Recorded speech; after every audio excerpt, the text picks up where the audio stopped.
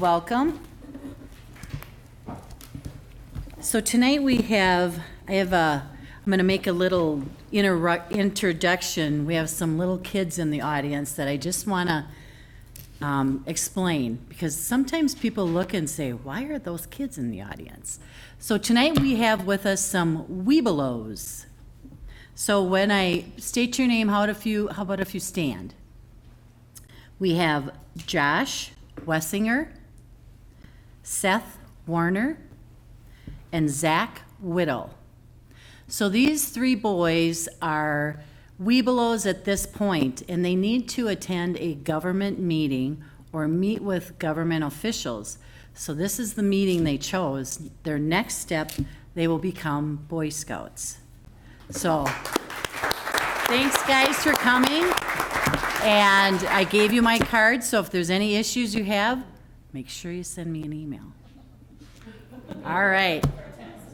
Yeah, or a text, yes. Yes, on their level, probably a text. Sure. So let the roll reflect that all council members are present and a quorum has been established.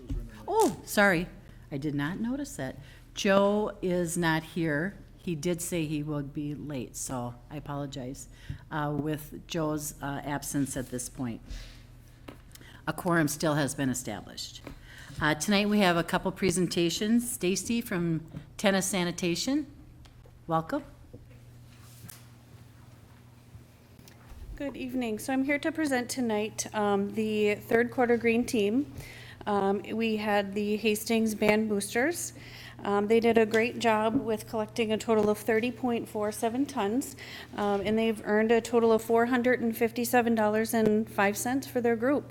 And tonight we have Cassidy here. She's going to tell us a little bit about how they plan to use that. Hi. So the money is planned on going towards transportation for honor bands, for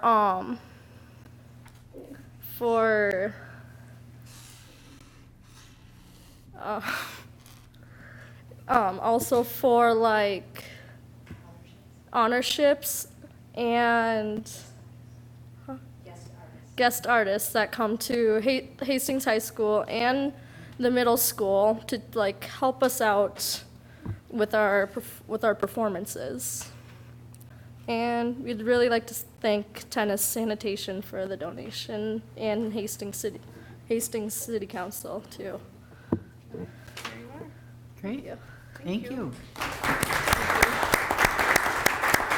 Thank you, Stacy. Also tonight we have a presentation from the Community Plan for Arts and Culture. Brenda, welcome. Thank you. Well, thank you for hosting me tonight. I want to tell you a little bit about the Arts and Cultural Plan. I hope this is going to become a familiar refrain. Hastings is arts. That's the tagline we've chosen to describe the collaborative arts and cultural planning process that will result in a plan or a roadmap that's going to give direction so the community as a whole can plan for, celebrate, and grow the arts assets and the creative economy in the city of Hastings. And so I want to talk a little bit about the planning process, but first to introduce myself so that you know how I fit into all of this. So I am the consultant that is working with the Hastings Prescott Area Arts Council to direct and manage the planning process. Dr. Brenda Kazar, I am an urban geographer, but my background has been in planning and economic development in a number of different roles. I was a real estate finance specialist for a long time, banker. I was a university professor, still affiliated with the University of Minnesota, and I've been consulting for a number of years, so helping cities and organizations plan for the future. And so I say that I specialize in in research and engagement, envisioning, problem solving, and strategizing. And those are all the skills that I'm going to rely on in order to bring the community together around the discussion of what is the arts and culture future in the city of Hastings. Most of you, I'm sure, are familiar with the Hastings-Prescott Area Arts Council, HPAC. But I thought it was worth mentioning some of the wonderful things that they have done. Founded in 2008, a 15-member board with really no permanent staff, and so they've got this whole list of projects that you can see there that they've been able to participate in, help fund, and actually launch, including scholarships for young artists, and a lot of the infrastructure that we see in the community today. And so the Hastings-Prescott Area Arts, I'm just going to say HPAC, was instrumental in getting this project off the ground. And so it's a collaborative process, but they worked to get the funding together in order to start this. And so the launch of this planning process is based on a grant that they got from the St. Paul Foundation. And now they're looking at partnering with all of the other arts and cultural organizations, with the business community, with the civic community, with the community at large, in order to start working on the plan. So, arts and cultural planning, if you look at nationwide, a number of cities do have arts and cultural plans. They bubble up from the grassroots level and the community comes together and says, we want to have a roadmap for the future to figure out what's the best way to sustain what we have and grow that. Or the plans come out of the actual planning process with the city. I put some plans up here just as reference. The first one, Creative City Roadmap, that's the City of Minneapolis's Arts and Cultural Plan. GRMN Creates, that's Grand Rapids, Minnesota's plan. Park Rapids has a plan. Get Creative Mankato, that's their update to their plan. And basically, the plan, it's envisioned, designed, and produced collaboratively. The idea is that it provides guidance for the promotions of arts, and so of course in Hastings that would be promoting what wonderful assets you have here, to get the word out that this is a culturally vibrant place, great place to visit, come spend your dollars, learn, grow, work, live. It's a great tool for attracting workers to the area. And so the planning process is really about where the city and everyone can benefit from the economic and social value of creative production and practices in the city. So, why plan now? Well, there was a Creative Minnesota economic study done in 2017. And what that study showed, looking at 16 nonprofit organizations, arts and cultural organizations in the city, in 1 year, the year 2014 the data was based on 2014 data. They had 48,696 attendees to different events for those 16 organizations. They had nearly a $2.4 million economic impact. It's pretty substantial. $1 million in spending by the arts and cultural organizations themselves, so rents, salaries, whatever they purchased in order to put on their productions, and then nearly $1.4 million in audience spending. So we know that when you come to an event, you're probably going to go and maybe have a cocktail or go and have dinner, maybe do a little shopping. And so it generates quite a bit of economic activity in the city. $257,750 in state and local tax revenues as well. So that was the 2017 study, and that was the impetus for actually doing this arts and cultural plan. Because after that economic data was announced by the executive director for Minnesota Citizens for the Arts, Sheila Smith came out and did a presentation to the city council and the mayor in 2017. It got everyone thinking, how do we sustain this and how do we make it even better? If the arts are really that much of a positive impact, how can we benefit even more from it? And so that started the process, which is why HPAC went ahead and got the grant and started the process. I want to show you or tell you about this map, the 2019 Creative Spaces Study. So this is a study that I just did for the City of Hastings, or of the City of Hastings for this creative process. And I identified over 150 arts and cultural businesses, entrepreneurs, and arts and cultural organizations in the city, and a few places outside of the city, but having close connections to the city. And what the map shows, basically what I did is I looked at the Bureau of Labor Statistics has 40 different job types that they consider to be creative, meaning that the education is going to be in the arts, culture, and humanities. I looked at those job types and tried to figure out what kind of businesses would they be in, backed those into finding those kinds of businesses within the city of Hastings and surrounding area, but majority in the city of Hastings, and then put them into different genre categories so I could easily map them. That's overlaying land use so that we can see what kind of spaces they are actually occupying, whether it's residential, commercial, et cetera. So it's a detailed study that says there's a lot of creative economic activity going on if we look at both for and nonprofit. So if we were looking at 16 nonprofit arts and cultural organizations in 2017, and we were looking at nearly a $2.4 million impact, what is over 150 creative businesses, entrepreneurs, and arts and cultural organizations doing for the city? And so that's a lot about what this study is trying to do, is trying to look at those assets and understand those assets, celebrate them, raise them up, and then figure out how we can sustain and grow them.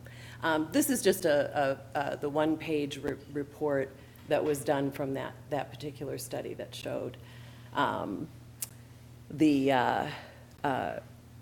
nearly 2.4 million in economic impact. I want to also point out on this study, the one thing that's also of interest is if you look in the second column over, it says artists and creative workers in Dakota County. Spending by full-time artists and creative workers in the county, 39 million. Spending by part-time artists and creative workers in the county, 18 million. So there's a lot that we don't talk about economically when we talk about arts and culture. We kind of look at that as something, it's entertainment, it's something that we enjoy, but we don't look at the economics of it. But there's rent being paid, there's salaries, there's incomes being earned. And so that's what this arts and cultural plan is really trying to get at. Benefits of the plan.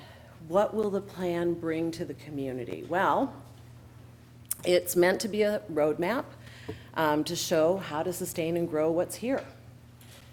Identify it and then sustain and grow it. It's also meant to foster collaborations and partnerships. So the idea again here is if you want to sustain and grow something, you've got to get people working together on it. So it's meant to come up with recommendations that arts organizations and businesses can gather around and prioritize and start putting their energy and efforts into. So fostering collaborations and partnerships that will lead to more growth. When you have collaborations and partnerships, what you also get along with that is a lot of increased activity. So a lot of increased activity and opportunity for people to visit Hastings and participate in the arts, but also for artists to actually participate in what's going on within the city.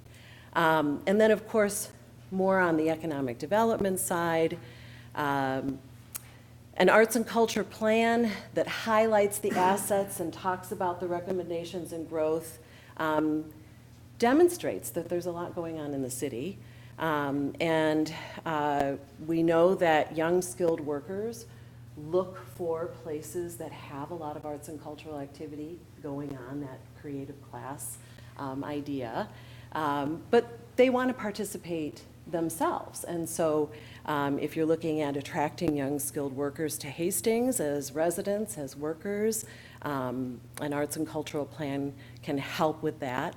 Attracting more consumers to come to the city and buy whatever is being produced. You've got art space down the street. You know, what you've got there is you've got 37 units, live-work units, 37 small businesses. They're producing something, a painting for sale, a sculpture, pottery, whatever it is that they're producing. So attracting more consumers to look at those maker products and tourists to the area. And of course, that means increase in tax revenues. And then the other benefit is filling underutilized spaces. So underutilized spaces in the city, helping landlords fill those spaces with flexible, project-based. There's all kinds of really creative ways that spaces can be used for arts and culture. So filling those spaces and then also activating public space. So the planning process, what is this going to look like? Well, the first step was generating funding to get this started, but generating funding and resources is ongoing. So HPAC is still working on generating more resources in order to be able to fund more working groups and community meetings. Inventory of arts and cultural assets, I've already started that process with the mapping. There'll be other ways that those assets will actually get, that inventory will be done. I've been conducting one-on-one interviews and will continue to do that. We're also doing a community survey, so there will be an online survey. And we've created a presence for this planning process so that the community can know more about it. We're really trying to reach everyone in the community so that everyone has a chance to talk about what arts and culture means to them. Whether they're an artist, whether they participate, it's all a community-based idea. And so we've created social media. Hastings is Arts on Facebook and Twitter and Instagram. And we're really trying to get the word out. And that community survey will be done online as well. And as part of that community survey, we're also going to have the potential to enter a drawing for a piece of art by Andy Evenson, a beautiful watercolor of Hastings with the Capitol Dome in the background. It's actually pretty stunning. So fill out your surveys and enter the drawing. But that'll be coming out in a few weeks. We also plan on conducting working groups and community meetings, and we'll be doing that throughout the winter time. And then what I'll be doing is I'll be analyzing all of this information. We'll be drafting a plan. We have a local team of designers that are going to work with me on that, local graphic designers from here in Hastings. And our communications person is also from here in Hastings. And then once the plan is in place, it will live online within the community, and it will be up to the community to take that forward and start working on those recommendations with the support, hopefully, of the city to actually sustain and grow the arts and culture in the city. And so that's all I have, but I welcome any questions that you have about the process or economics of the creative economy. Thank you. Great. Thanks, Brenda.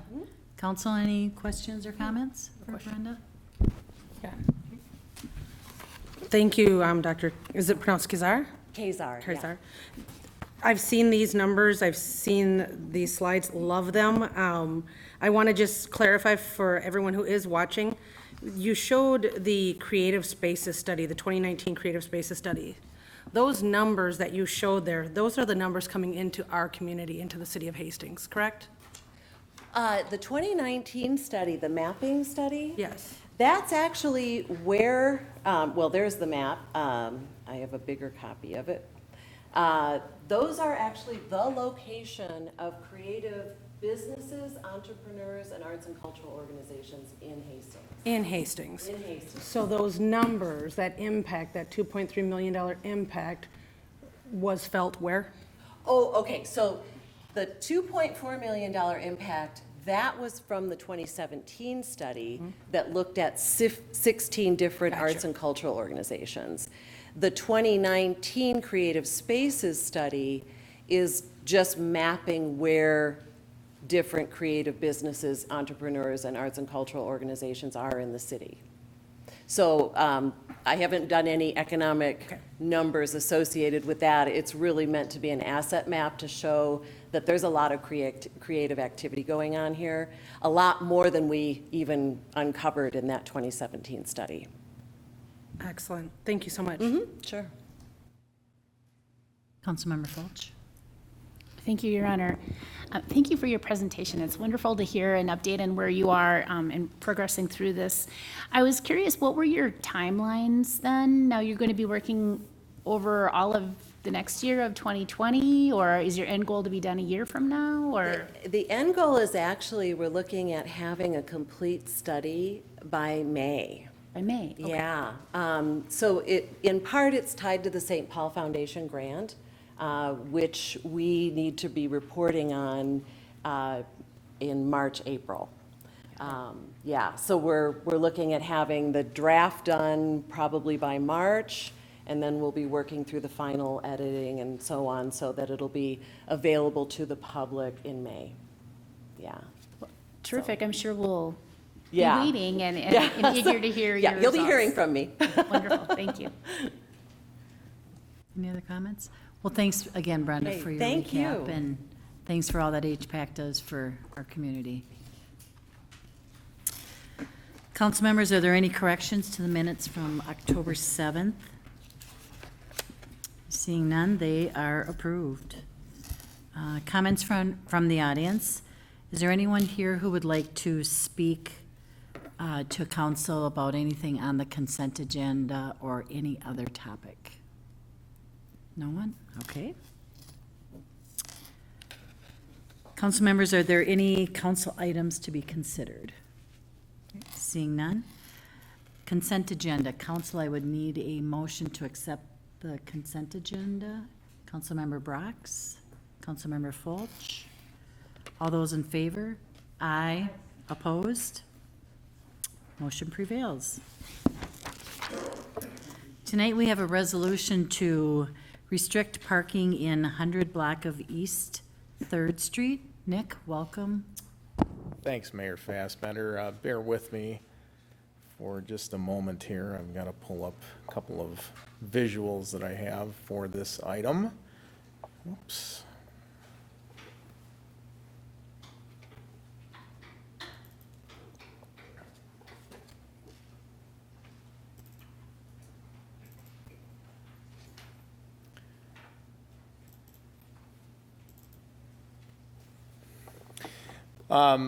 As you mentioned, Mayor Fassbender, for the council's consideration tonight, we have a resolution that would adopt some new parking restrictions, hourly restrictions that is, on the 100 block of East 3rd Street, which is essentially right due north of City Hall here, just off of the highway. A request on this was brought to the city, I think about 2 months ago or thereabouts, and city staff has had some internal conversations amongst ourselves, along with the folks that brought the issue to our attention. And what we most recently did was, just prior to this meeting, met with the operations committee to discuss it as well. What I'm showing right now is an image of the overall downtown district parking restrictions map. The area that we're talking about, I think if you can see the cursor, is right here. And currently, there are no types of restrictions on these parking stalls on this block. The proposal would be to implement the same type of hourly restrictions as we have on many of the other downtown core streets of a 2-hour maximum between the hours of 8 a.m. and 6 p.m. on the north side of 3rd Street, which is directly adjacent to the couple of business buildings that are there, and to have no overnight parking between 2 a.m. and 6 a.m. And then for the south side, to implement just the no overnight parking scenario there between 2 a.m. and 6 a.m. The thought being here that we balance desire for the folks that requested some changes in getting more turnover to happen among parking stalls for the business patrons to utilize there for the north side, with perpetuating some longer-term availability of parking on the south side. There are 10 stalls right now on the north side of the street and 7 on the south side, with one of those being handicapped.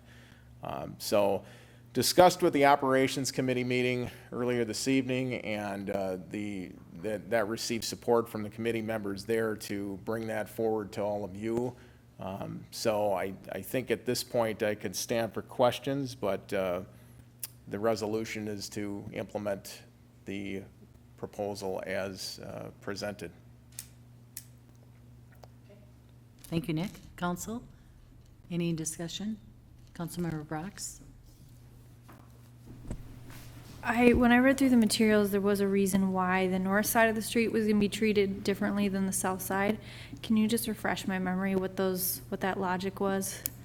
Yeah, council member, the northern side of the street is the one that directly abuts the businesses that are there, and the philosophy is to encourage more turnover of use of those parking stalls on that side.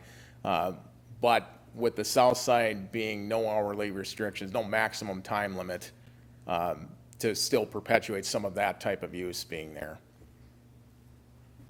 So I guess my question is that too confusing to have one block that has one type of parking on one side of the street and one type of parking on the other side of the street? Because to me, it does introduce some inconsistency. It does seem like it's a little more complicated or not as understandable than it would be if it was the same all the way down the street. Sure. We do have a few situations that are different from one side to the other in the downtown core. The map will illustrate that. We've got a couple of segments along 4th Street where there's no parking on one side and then parking allowed on the other side. Tyler Street near the Art Space building has some time of day restrictions in place on one side of the street versus the other side of the street. So there are some scenarios like that. These would be signed to indicate what those restrictions are. So the traveling public would be able to distinguish where the rules apply and where they don't there. So I guess my last question, my follow-up question is this a change come with additional enforcement? Do we need to do additional enforcement when we make this change? And is everyone on board with that? Because I just want to make sure if we're going to change it, it seems like there's a problem we're trying to address by making this change. So if we change it and we have the signage there, we're also going to require additional enforcement. Is that also part of this request?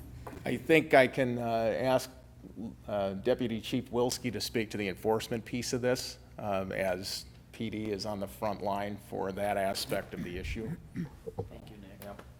Mayor, City Council, thank you for the opportunity. You know, our plan really would be to put flyers on cars, especially for that overnight aspect of it, because there's some consistency there for people that live downtown that might park in that area. So we won't want to go to tagging initially. We put flyers down and then start tagging after that time frame. With the 2-hour parking, a lot of that is complaint based. So when we get complaints on that, outside of activities that are going on downtown where we expect heavy flows, heavy traffic concerns, that would be complaint based and we would act on those. So can I ask you a follow-up question? Sure. Sorry, I'm full of questions today. That's all right. So if you're, I just lost it, sorry. Let me think about it. Do we expect that ticketing these cars and sort of gradually with this transition, these cars are going to be pushed to another area to park. Where do you expect these cars to go? Are they going to end up in the municipal lot? Are they going to end up and down the street? What do you think is going to happen with these cars that obviously they require some parking because it's not being provided for them or something to that effect? Where do we expect them to get pushed to? So are you talking about those individuals that that park there all day now, or those Yes, that park all day overnight? or park overnight, because I would assume those are people who have residences. Yeah, there are some options. For example, the municipal lot, they can park in that lot for up to 72 hours, which is directly across the street from Sibley. So that would be their best option. And that lot, for the most part, has available parking spaces. So will we communicate that when we're putting flyers on cars, like this is an alternate place you could park? Or do we just kind of leave it up to wherever they can find a spot? Yeah, we can add that information. Okay. You know, that's a good idea. I think most people understand that lot is available. It's just the convenience of being as close as possible to wherever they might be residing. But we can put that information on the flyer. Thank you, I appreciate that. And I feel like this is a good change, and I know it was requested, and so we're responding to that request.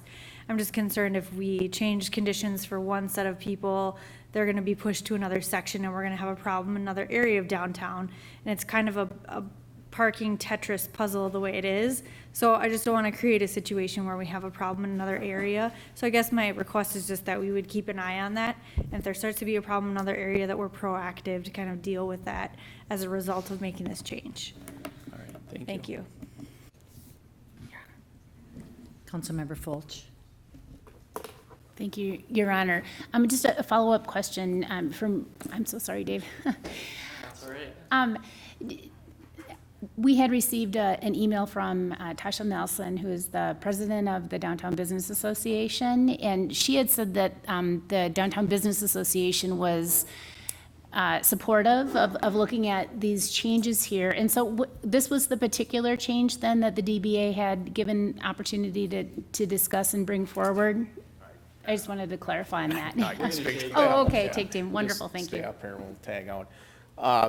The request, or the recommendation from the DBA was to apply the 2-hour maximum to both sides of the street, but we talked about that internally and how, as to Councilmember Brock's point, there still will be some demand for longer-term parking in that vicinity, and we didn't think that it was appropriate to take that option entirely away. So there will remain some stalls with that option, while others would then, have limitations. So to not displace the full complement of people that would park there for longer than 2 hours. Okay, thank you, and I wanted to thank you for taking the request seriously and taking, the time and consideration for reevaluating the parking situation and helping the business community. And it sounds like you're also trying to, balance the residents, folks, like you were saying, who have a little bit more of a long-term need. So thank you for your diligence in doing that. I appreciate it. Thanks. Thank you. Any other comments? Councilmember Liefeld? Thank you, Your Honor. I would like to make what I kind of see as an explanation to Councilmember Brox's concern of us relocating. I understand that completely. There are a lot of people living downtown in this area. However, when we looked at, for me, it was a matter of business facing, business facing on 3rd Street, business facing on, on 2nd Street, on Ramsey, on Sibley and Tyler, looking at that. So I'm not as concerned, because I thought the same thing you did in the sense of, okay, if we're doing this for this spot, how many other spots are we going to be needing to do this for? But for me, it was more a matter of, we have 2 businesses that face that section of 3rd Street. We're pretty much out of that area now when we look at all of the businesses in the downtown district there and where they're facing. I think we've alleviated that. So I would hope that this doesn't open up the next question.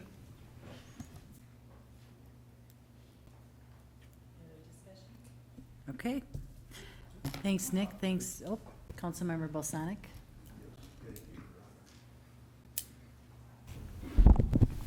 Got here just in time, I think. I was approached by a couple of the residents of Hastings about the 2-hour parking limit. possibility, and they pointed out to me that the new, I can't remember the name of the business, the gaming place. Yeah, or did you talk about that already? Okay. That when patrons go in there, they're going to be in there longer than 2 hours. And so many of them have been parking on 3rd Street and just, walking a block down to get into the place. If we're limited to 2 hours all over downtown like that, it's going to create a bit of, looking over their back to see who's enforcing the parking limits. So I just wanted to pass that along. Thank you, Your Honor. Thank you. Well, I'll just comment, I lived it. My business was down there for 21 years, and it's hard. And as it's busier down there, parking is going to be an issue. I don't mind the 2-hour parking. I just hope the businesses are mindful to keep the spots open in front of their businesses and walk a block. And, that's what we want. We don't want people to have to leave because they can't find parking, in front of the spaces that they go. So I appreciate, this change I think is going to be great for that section. And with that, I'll ask a motion from the council to accept. Councilmember Fulch? Your Honor, I'll make a motion to accept. Thank you. A second. Councilmember Brox. Any other discussion, council? Okay, all those in favor? Aye. Opposed? Motion prevails. Thanks, Nick. You're welcome. Okay, now we have a report from Paige. Welcome, Paige. She's going to give us a report on our pavilion. Yes. Events. Yes, thank you, Mayor. Welcome. One moment while I load this up. Thank you, Council and Mayor, for the opportunity to share with you again this year for our overview of programming at Levee Park. This will be our 4th year that we have gone forward with this initiative down at our Rotary Pavilion along the riverfront. We wrapped up about 3 weeks ago, and we have about a 15-week season, which excludes our 4th of July and Labor Day week. So you can see just briefly our numbers from the last 4 years. We've been consistently hovering around that 4,000 mark of people coming to Hastings, residents from Hastings enjoying our programs at our facility along the riverfront. This year was another increase, as was 2017 with attendees. And of course, that's very variable on different weather conditions. Of course, this year we had a lot of rain, so we had 6 programs postponed and then some leading into cancellations for more rain. So we did have 37 offered throughout the summer. With those 37 programs, we have a variety of free programs. We have 8 different series that people can enjoy. And then we have 3 community events at Levee Park throughout the summer, and 1 fee-based program. Throughout the 4 years, our city funds and sponsorships, Council, you've been supportive of this initiative in Hastings to provide programming to our community and visitors. Consistently staying at that 10,000 mark. And each year we've grown with outside funding sources through sponsorships and donations. Consistently we've had Ardent Mills for our movies in the park. We've had Smead Manufacturing for our performances in the park. We've had Power Think Chiropractic for our story time in the park. And then we've had a handful of other donors who spend their time and in-kind donations to make the events full and possible. Highlights from 2019, we've consistently seen a very good response from residents and visitors in Hastings for our movies and for our music. So people want more. I work closely with our communications coordinator, Lee Stoffel, on outreach, different platforms. We have 6 options that we outreach to our community and visitors in Hastings. And we also have 4 local media partners that we work with to try to reach people where they're at, to make it most convenient to create awareness for what's going on down at Levee Park. And by far, in years past from our surveys and just through like authentic communication with our residents and visitors, people really hear about it through our Facebook events and as well as our city newsletter that's sent out. If you've visited our Facebook page and our events pages, Lee does a really nice job of providing a consistent, cohesive marketing look for all of our events that are offered in Hastings. So when people recognize it, they recognize that it's a city event.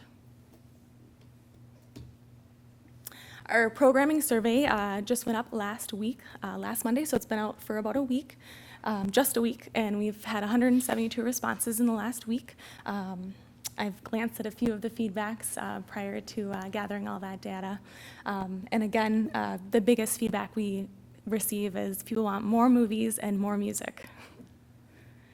So that survey is open for another 2 weeks. So council, I ask for your support in communicating with residents or friends or family and asking them to take that survey. That information is then gathered, and then we base our programming and do different tweaks to our programs throughout the year based on days, times, and what people are most interested in. And we've also asked our local media partners to help promote that survey. It's also right on our first front page in the news section on our city website. So if you don't do social media, that's also available that way.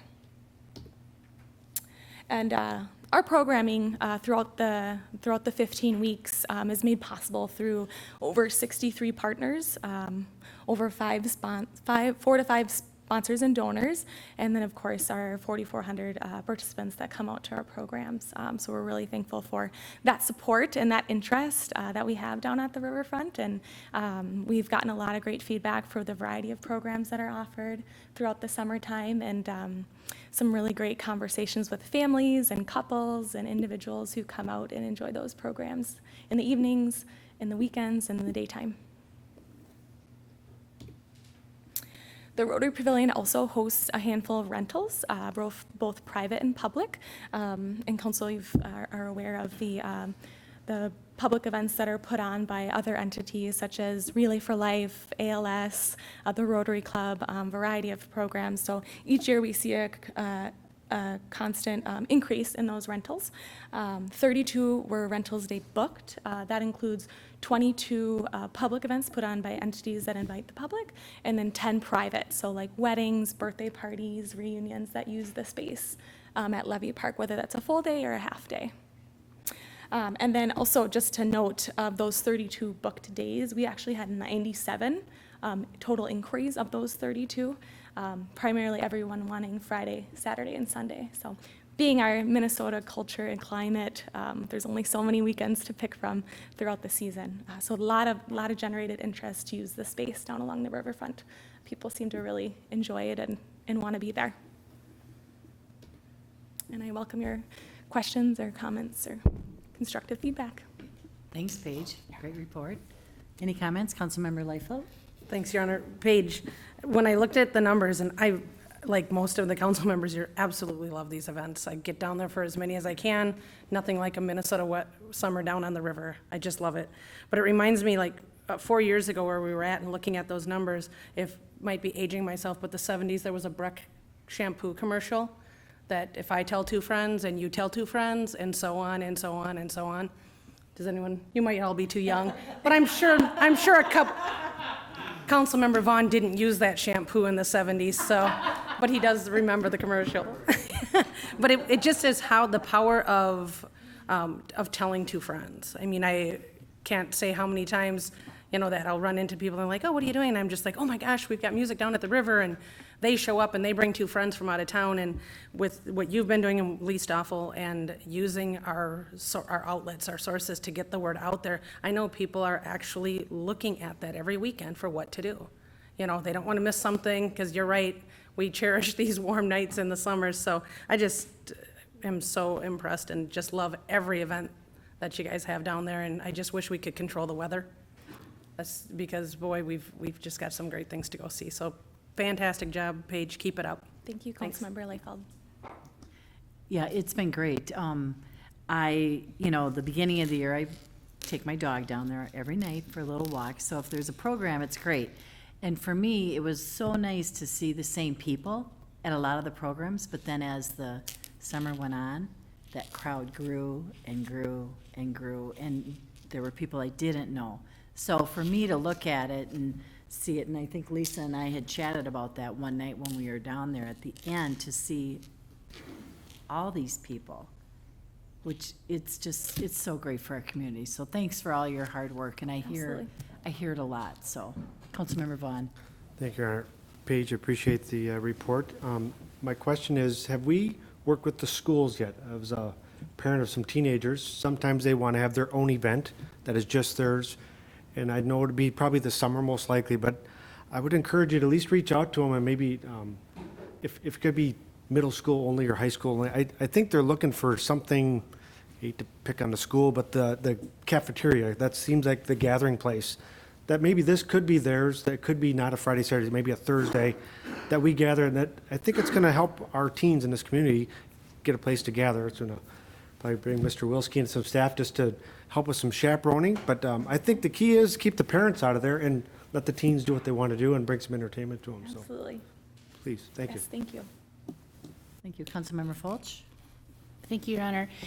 Say, Paige, I was wondering, do you happen to have a list of the events and then counts for how many just came within the audience? I remember being at a Downtown Business Association meeting and them saying that they would be curious to be able to look at the numbers, just so for future planning on their part, if they are watching the calendar of events and then how many people might be coming downtown, it might be good feedback for them to have. Yeah, absolutely.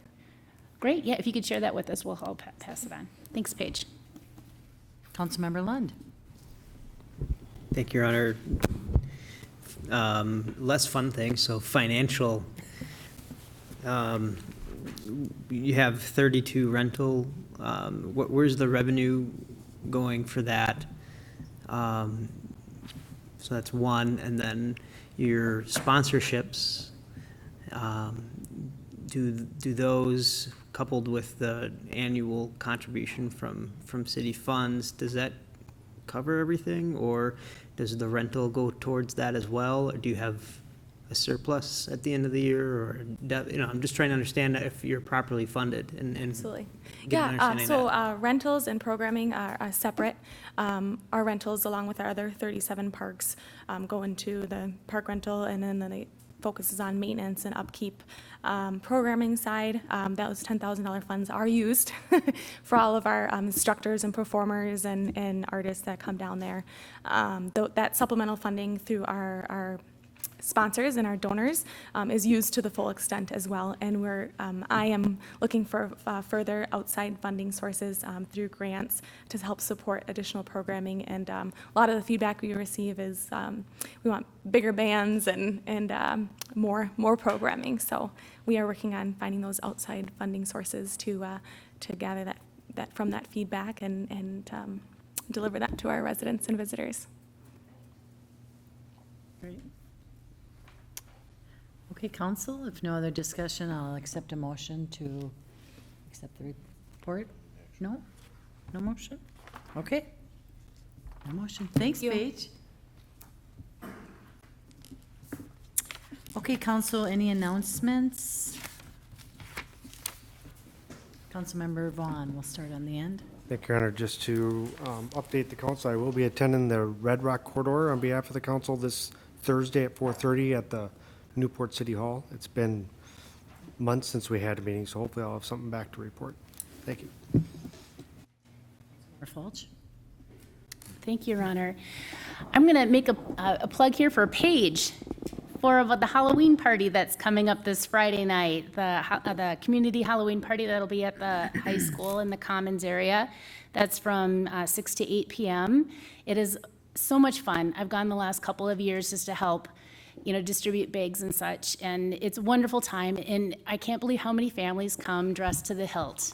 Mom and dad are dressed, and all their kids, especially when they have themes. Oh my goodness, you see some of the most creative families out there, so it's a great time. So thank you for organizing that also. And then the second thing that I wanted to bring up is a meeting, an open house on Highway 316, the safety improvements that are going to be done. That's being coordinated with our Public Works Department and MnDOT. That'll be on November 7th from 5:30 to 7:30 here at City Hall, and there'll be a presentation right at the beginning at 5:30 for neighborhood residents. And because I've had a number of residents reach out to me, I decided the Sunday before, on November 3rd, to make myself available to any neighbors who can't make it at that time. I'd like to voice their concerns, or sit down with me, or sit down with a few of their other neighbors. So on Sunday, November 3rd at 11 a.m. at the Country Inn, just in their banquet area, the event center. And so the at-large council members and mayor, you're welcome to also come and sit with me if you'd like to. So, and just make yourselves available to listen to residents. So, thank you. Thank you. Councilmember Bosanic? Thank you, Your Honor. This Wednesday, I'll be attending, and I think our city administrator, Dan, will be attending also, the disaster training program that is put on by Dakota County. It's over in the West St. Paul Government Center, and we'll be over there from 6 until 8:30, learning how to clear the streets and keep everybody calm in case there is a disaster, which we hope never occurs. Thank you, Your Honor. Thank you, Your Honor. I wanted to mention on Thursday, October 31st, another family event in town. The Historic Hastings Downtown Business Association and the Hastings Chamber of Commerce are hosting their second annual Hastings Downtown Creepy Candy Crawl. Starts at 5 o'clock down on 2nd Street, and the evening is filled with tons of events: tricks, treats, face paintings, jumpy castle, music, sensory tables, lots of pumpkin carving, or pumpkin painting. I'm not sure if they're carving or painting. Many events. I went to it last year and had an absolute blast. It's dark out. It's fun. So bring your kids, dress up, and we'll see you on the 31st. Great. Councilmember Lund? Thank you, Your Honor. Operations Committee, we met today for a couple of hours, and we're going to get right back at it on Thursday morning at 7:30 to talk about some more things. We've got a lot of things going on in the city, and we had to split it up into 2 meetings. So 7:30 a.m. Here, we'll be at the Public Works Building. All right. Okay, I have a couple more. Tomorrow, we have a big day in the city of Hastings. The Minnesota House Capital Investment Committee is coming to town, and Nick and Justin will be presenting to our committee on our needs for Hastings, one for the 316 project and two for the helping on our city hall restoration. So that's very exciting. If you see a coach bus and maybe a police car behind it, that would be the committee in the bus and probably traveling down Vermilion Street to come to here. So if you have nothing to do, be here maybe about 10 to 4 to welcome them. And, if you're a business owner, it'd be great to have a nice crowd of welcoming business community too at the entrance when they come. Saturday, November 2nd, we will have our first annual pumpkin toss from 9 to 12, and that will be at Public Works. This is where you can drop your pumpkins so they don't end up on the streets, which is a first event, I think, for that. So I will put a plug in for Gobblegate, our Thanksgiving morning. It is online registration has opened at this point, and the community always helps with us, and city is always so giving of their time, and the whole community gives to make this event a wonderful event for the Hastings Family Service. So Parks and Rec Planning, HEDRA, Public Safety, and the Heritage Preservation Commission have openings for 2020. So if you're looking for some way that you feel you could reach out and help our community, Please apply by October 31st. You can go on to the hastingsmn.com or .com website and go under commissions, and you could apply. Planning Commission will meet Monday, October 28th at 7 PM, and our next council meeting will be Monday, November 4th at 7 PM. Thank you. With that, I'll have a motion to adjourn. Councilmember Liefeld, Councilmember Brox. All those in favor? Aye. Opposed? Motion prevails.